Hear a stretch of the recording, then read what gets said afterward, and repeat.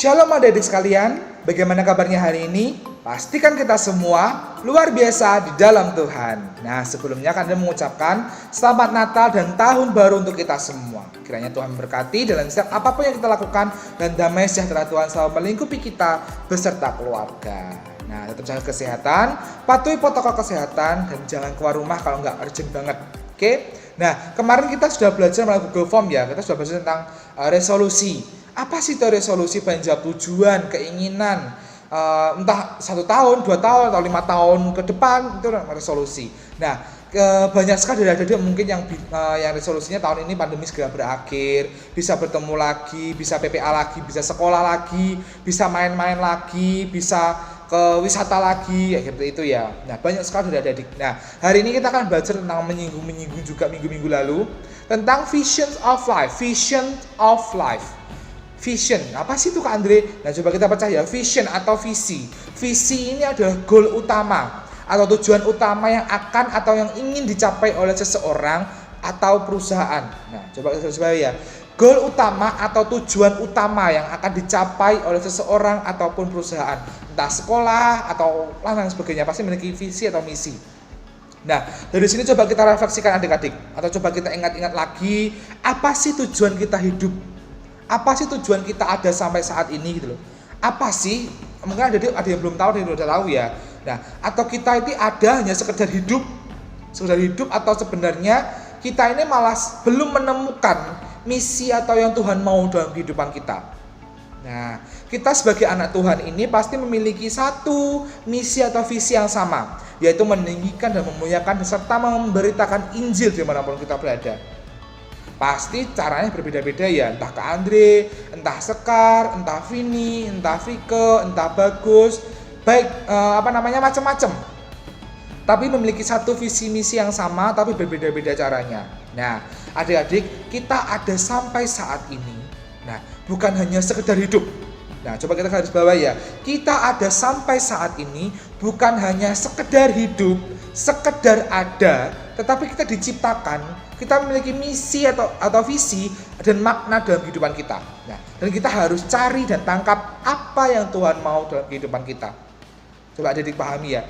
Kita hidup bukan hanya sekedar ada, bukan hanya sekedar hidup, tapi sebenarnya Tuhan tuh memiliki tujuan dalam kehidupan kita. Dan kita harus cari dan tangkap apa yang Tuhan mau dalam kehidupan kita.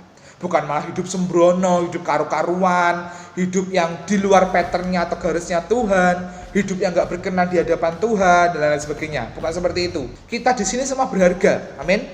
Nah, kita di sini semua tuh berharga. Jangan sampai insecure, dia bisa gini, aku udah bisa. Jangan insecure. Di hadapan Tuhan kita semuanya berharga. Nah, jadi jangan sampai kita yang masih muda saat ini, kita lupa bahwa kita hidup, kita tuh sebenarnya memiliki visi daripada Tuhan. Nah, jadi jangan sampai lupa kalau kita ini saat ini yang masih muda-muda, yang masih remaja-remaja ini, jangan sampai lupa bahwa Tuhan tuh memiliki tujuan dalam kehidupan kita. Nah, coba kita flashback dari kisah di Alkitab yang sering kita dengar dari Alkitab maupun waktu baca Alkitab maupun sekolah minggu, BPA, tentang kisahnya Yunus. Nah, siapa sih nggak kenal Yunus? Nah, Yunus ini adalah seseorang yang diutus Tuhan untuk kemana coba? Ke Arab, ke Belanda, ke Jepang, ke Korea, ke Indonesia, kemana? Ke Merauke enggak? Nah, Yunus ini adalah seseorang yang diutus Tuhan untuk pergi ke Niniwe. Nah, ke Niniwe. Tuhan ini menyuruhnya untuk pergi ke Niniwe untuk menjalankan misinya Tuhan di bumi. Nah, namun apa yang terjadi? Ia nggak taat. Si Yunus ini nggak taat. Ia malah pergi kabur menjauh dari kota Niniwe. Nah, singkat cerita badai datang. Dia naik kapal untuk pergi menjauh dari Niniwe. Badai pun datang. Semua seisi kapal dibuang oleh semua penumpang. Agar apa? Nggak terlalu berat dan tenggelam di laut. Nah, sedangkan apa yang dilakukan oleh si Yunus? Yunus tidur dengan santainya, dia tidur. Dia nggak merasa bahwa ada badai, maksudnya dia merasa ya udah santai gitu loh. Singkat cerita, dan pada akhirnya Yunus lah yang dibuang ke laut dan dimakan oleh ikan besar. Anda adik bisa belajar dalam Yunus 1 ya. Jadi Yunus 1 Anda bisa belajar di situ bagaimana tentang kisahnya Yunus, bagaimana tentang detailnya Yunus ini bagaimana. Nah, coba kita pelajari saat ini dari kisahnya Yunus ya. Sebenarnya Yunus ini sudah menangkap loh, sudah pegang misi dan visinya Tuhan. Tetapi karena si Yunus ini nggak taat, ia mendapatkan celaka malahan. Dia di badai, dia makan ikan besar, akhirnya ya kan Nah, adik-adik coba kita lihat dalam kehidupan kita. Coba kita lihat lagi dalam kehidupan kita. Mungkin kita saat ini masih anak-anak ya kan, masih muda, masih remaja.